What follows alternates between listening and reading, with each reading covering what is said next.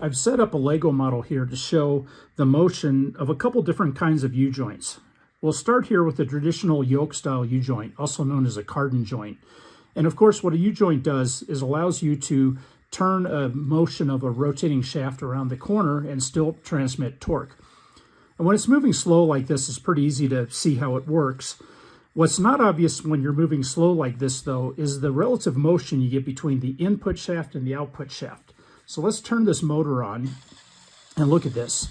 So when it's straight like this, you get nice one-to-one straight through. As you start to get an angle on this, though, look at the motion of the wheel.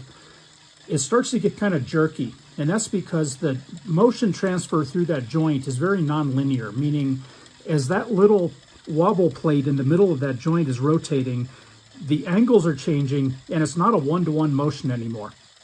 Even more so, look when I put two of these in together here. The wheel motion gets so jerky, it almost stops moving throughout its motion. And you can imagine if this was part of the drivetrain in your car, it would be a terrible ride where the car was just jerking like someone who didn't know how to drive a manual transmission car. Now, of course, with two kinds of cardan U-joints like this, there's a simple trick you can do to help alleviate this problem. And that is you just rotate these two 90 degrees to one another to where they're essentially a mirror image of each other. And then what happens is, as this thing transfers, even though the motion of this intermediate shaft is going to be very nonlinear to the first shaft, the same motion is canceled on the other U-joint. So as you go through the joint, it still is very symmetric. So let's turn this back on. So now as long as I keep the input and the final output shaft parallel, the motion on that wheel is very, very smooth and one-to-one on the input shaft. So this works great in a lot of applications. On the early 911s, the rear axle actually used these type cardan universal joints. And because the wheel, the motion of the trailing arms kept the axle relatively parallel to the differential on the transmission of the car, you got this type of a motion as the wheel went through the suspension went through its travel. This is also the same effect that you get on many rear-wheel drive cars that have a drive shaft driven from a front engine. So your back, the rear end of the car is moving up and down, but this rear drive shaft or input into the differential is relatively parallel to the transmission. So those two, even though the intermediate shaft might have some crazy motion throughout that rotation, it gets canceled out by the time you get to the back as soon as those two angles cancel each other.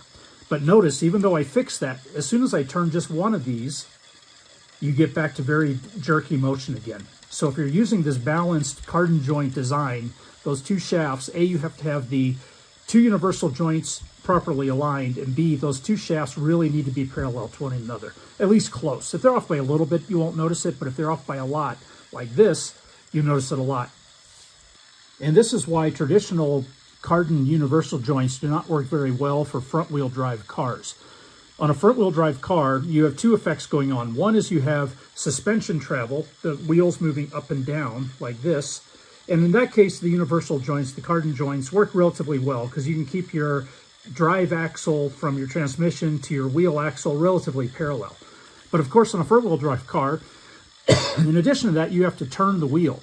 And so when you do this, notice all of a sudden, you're not keeping your angles parallel, your axles parallel, and so once again, you get jerky motion. So this is why most cars, most front-wheel drive cars or all-wheel drive cars don't use traditional U-joints on the front axles. So that brings us to the other style of universal joint that's commonly used on cars, which is the constant velocity joint. Now, this is not a perfect representation of a constant velocity joint. I haven't been able to figure out how to build one of those out of standard Lego parts, but this certainly has the elements of it, and we can kind of explain the motion of what's going on. So let me stop this. So there's three major parts to a constant velocity joint. You have the input race, which is represented here, and it's usually a larger diameter. You have an output race, which I'll represent here by the second set of gears. And then you've got a set of ball bearings in between that connect the two. And there's range of motion you can get. You can get angles, and a lot of them also you can get some translational motion like this. And the key is that those three pieces are tied together by the ball bearings. Not only is the motion fixed between them like this, but those ball bearings all travel on a constant radius. So in that universal joint over here, because of the flip-flopping of that inner component, the angle is not staying the same. But out here, the angles are very consistent, and the radius of these go-around is very consistent as well. So because of that, the input, no matter the angle between the input race and the output race, is very consistent. Let's turn this on, we can see this. So as I turn this, hard to see here, but very one-to-one, no matter the angle. And I only have one of them here. I don't need two of them in unison to cancel each other out. So this is essentially the advantage of constant velocity joint, is no matter the angle, with a single joint, you can get one-to-one motion. And if it's designed right, through a relatively wide range of angles, which is great for front-wheel drive cars. The later Porsches, of course, use this on the rear as well. Didn't really necessarily need to, but I think it's a little bit more compact of a joint. It's a little bit lighter, and it's just a better design in general. So now let's go look at a real constant velocity joint from a 911, and we can look at those same parts and see how they work.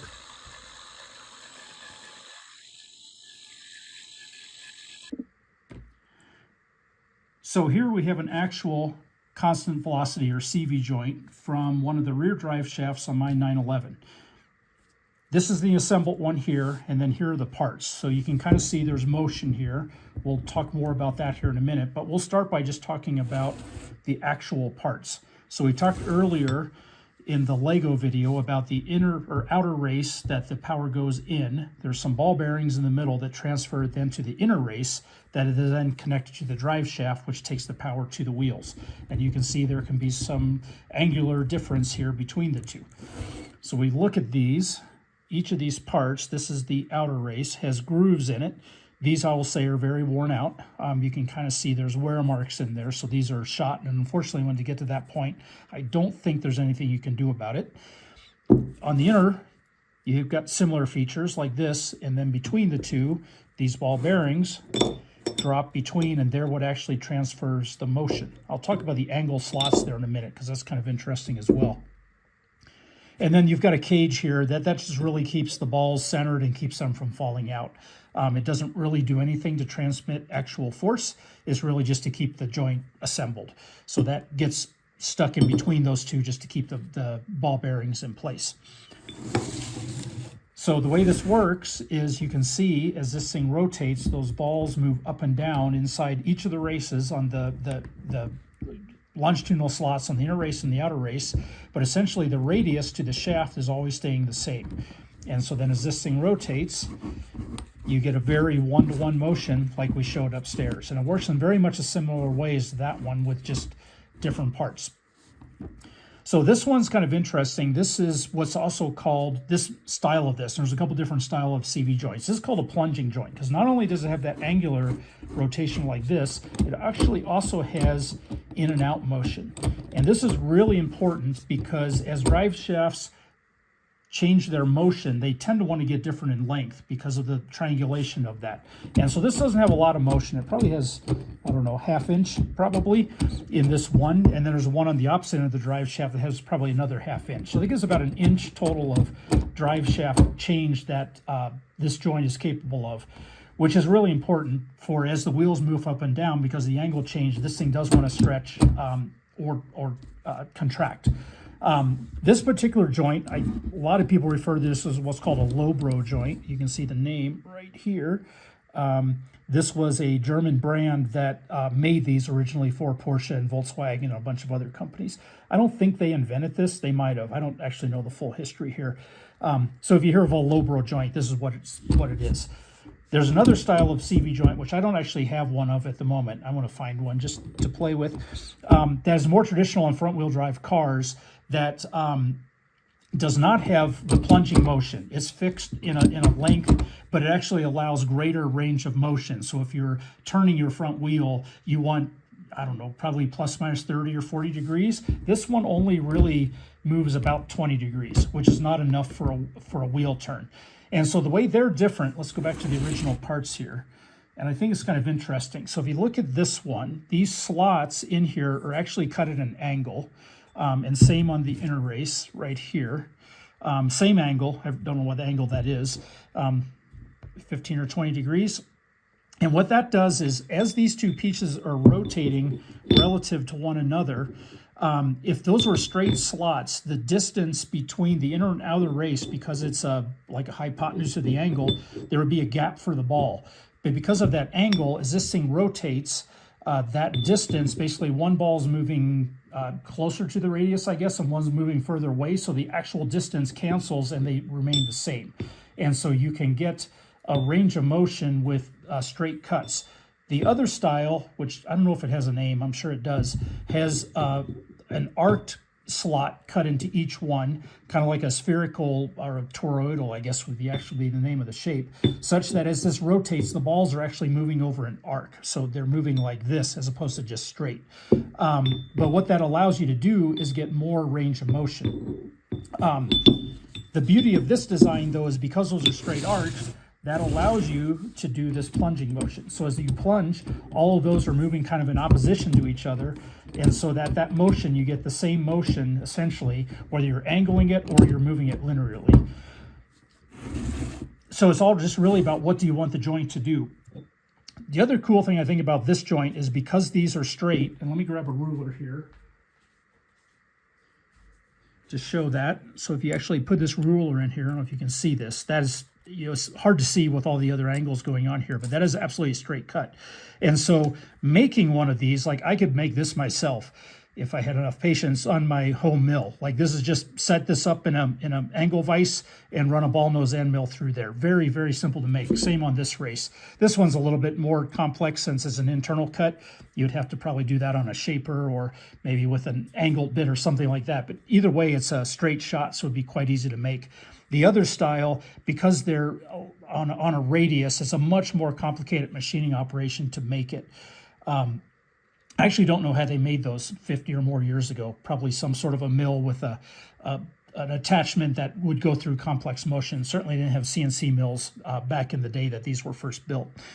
But anyway, I think that's an interesting part of this style. If you don't need high angular deflection, these are way easier to make. And they're pretty compact. If you've ever seen the other style that's more spherical, they're probably twice this size and a lot more weight. So on front-wheel drive cars, you still do need some of that plunging motion. You can see it here. Even though that spherical style doesn't allow for this, you usually use these in combination on a front-wheel drive car. So like we were talking upstairs, to turn the wheel, you need a high angle of rotation. Here, I got it stuck. On the other side of the shaft, where it goes to your transmission, you don't need a high angle of rotation. You only need a little bit to account for wheel travel. So they'll mix the two styles. So they have a plunging style on the inside and a spherical or a full rotating non-plunging style on the inside to get more angle of motion. So yeah, that's the keys of universal joints and specifically constant velocity joints. I think they're pretty cool, and I don't know, I just like parts like this and taking them apart and seeing what they look like and how they work. So hope you enjoyed that. More to come.